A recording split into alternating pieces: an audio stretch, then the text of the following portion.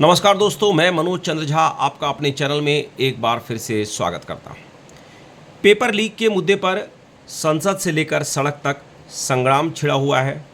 अंदर संसद में विपक्ष के नेताओं द्वारा लगातार सरकार से जवाब मांगा जा रहा है।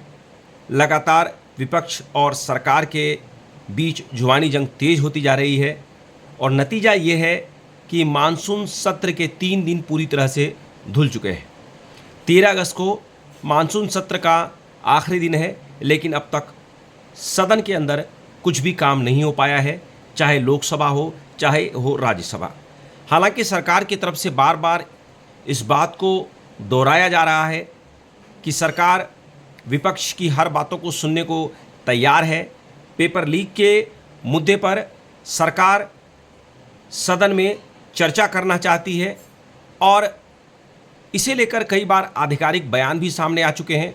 सरकार की तरफ से कहा गया है कि विपक्ष जितना समय चाहे इस मुद्दे पर चर्चा कर सकता है, सरकार इस पर जवाब देने को तैयार है।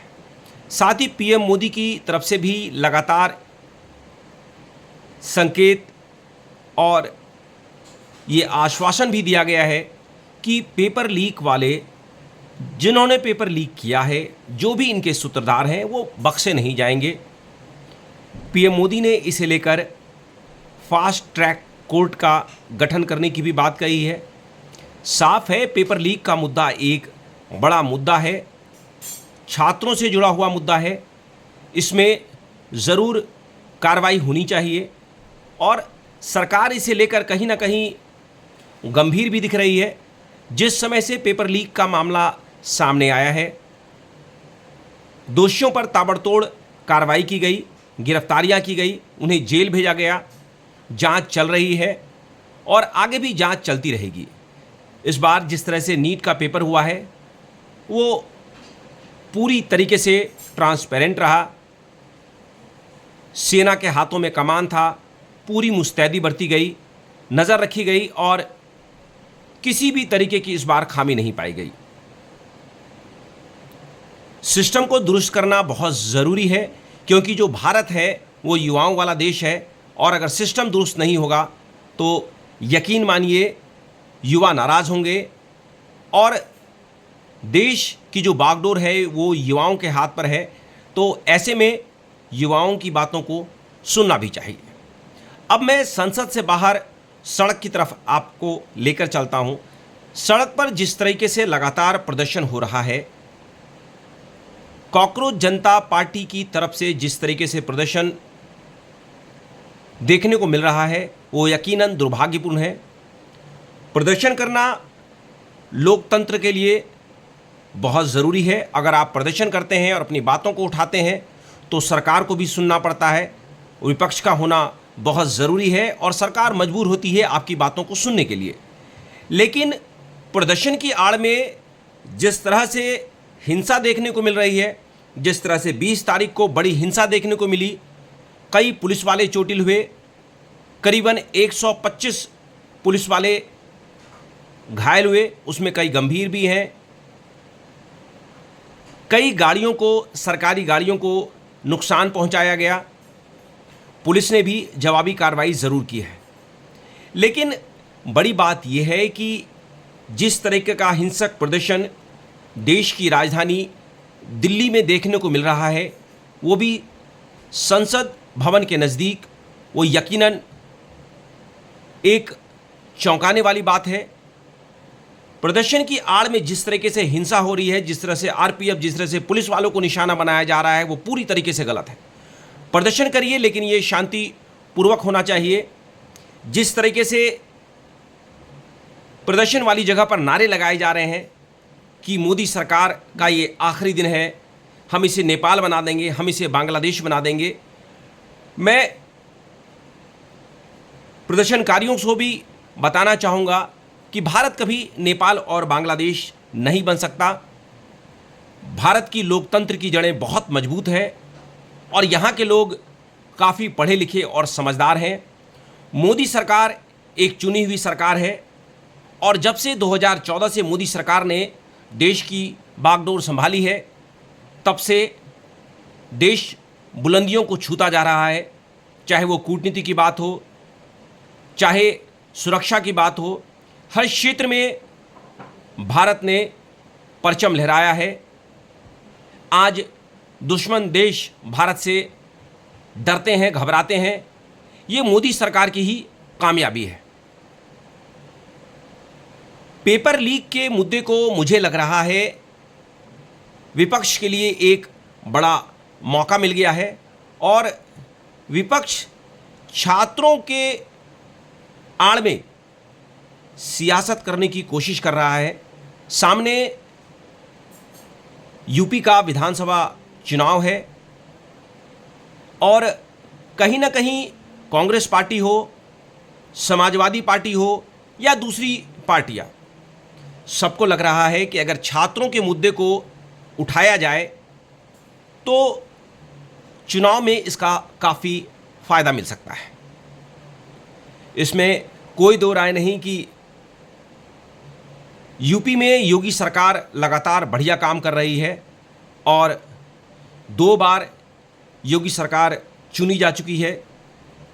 जनता ने उन्हें भरपूर वोट दिया है और इस बार भी जिस तरीके का कामकाज योगी सरकार ने किया है और जिस तरह से योगी सरकार की लहर है, लगता है योगी सरकार एक बार फिर से सरकार बनाएगी और बीजेपी की तीसरी बार यहाँ पर लगातार सरकार बनेगी और योगी एक बार फिर से सीएम होंगे। मुझे लगता है कहीं ना कहीं ये बातें विपक्षी पार्टियों को खल रही है। उन्हें चढ़ावा चोरी और पेपर लीक जैसा मुद्दा मिल गया है हाथ में और इसी की आड़ में विपक्षी पार्टियां लगातार सियासत कर रही हैं। जिस तरह से कांग्रेस पार्टी ने ठीक पीएम आवास के बाहर प्रदर्शन किया, वो अपने आप में बेहद सनसनीखेज है, चौंकाने वाला है। पीएम आवास के बाहर प्रदर्शन नहीं किया सकता, लेकिन राहुल गांधी ने बिना अनुमति के वहां प्रदर्शन किया। पुलिस के साथ तीखी बहस देखने को मिली। आखिरकार पुलिस ने कुछ बड़े नेताओं को हिरासत में लिया और सबसे बड़ी बात है कि इस प्रदर्शन में आखिर में अखिलेश यादव भी शामिल हो जाते हैं और उन्हें भी हिरासत में लिया जाता है। आपको मैं बता दूं कि कांग्रेस की यूपी में कोई खास जनाधार नहीं है, उनकी लगातार सीटें गिरती जा रही हैं।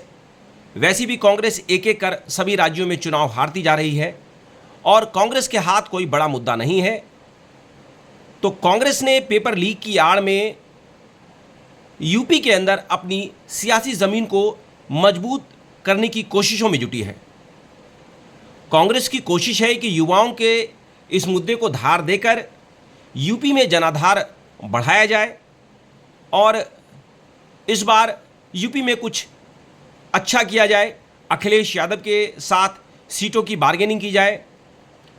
अखिलेश यादव को भी लग रहा था कि अगर इस मुद्दे में पीछे रहते हैं तो उन्हें इसका खामियाजा भुगतना पड़ सकता है, क्योंकि देखा जाए तो पेपर लीक के मुद्दे पर समाजवादी पार्टी कभी इतनी मुखर रही नहीं है जितनी कांग्रेस पार्टी। और यही वजह है कि कांग्रेस पार्टी के साथ समाजवादी पार्टी भी शामिल हो गई है। समाजवादी पार्टी ज़रूर चढ़ावा चोरी को लेकर लगातार सरकार पर हमलावर है, योगी सरकार को घेर रही है और इस बार समाजवादी पार्टी का पैटर्न भी थोड़ा अलग देखने को मिल रहा है। इस बार वो हिंदुत्व की राह पर चल रही है।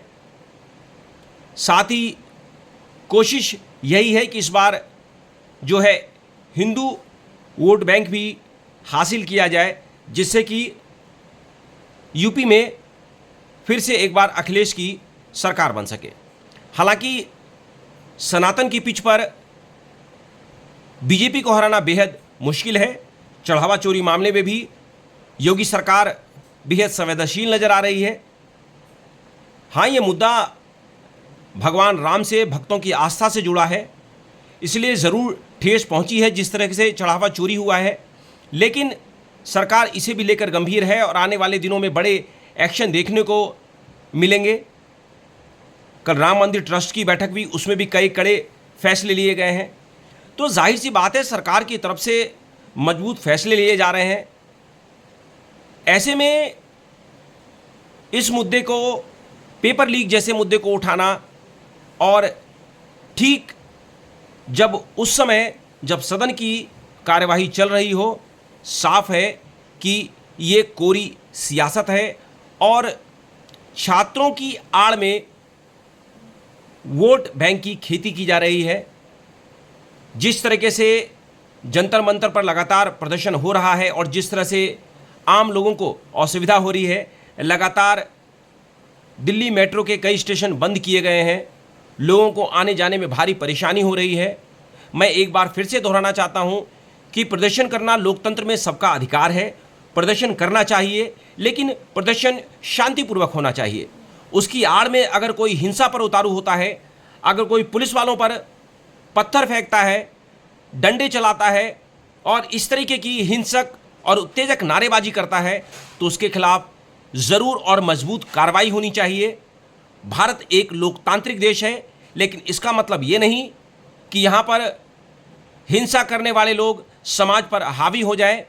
मेरी मोदी सरकार से अपील है कि इन उपद्रवियों से, इन अराजक तत्वों से सख्ती से निपटा जाए, पुलिस मुकम्मल तैयारी करे और इनके खिलाफ सख्त से सख्त एक्शन ले और ऐसा नज़ीर पेश करें कि फिर इस तरह के उपद्रवी पुलिस पर हाथ ना उठा पाए, सरकार को इस तरह से चुनौती ना दे।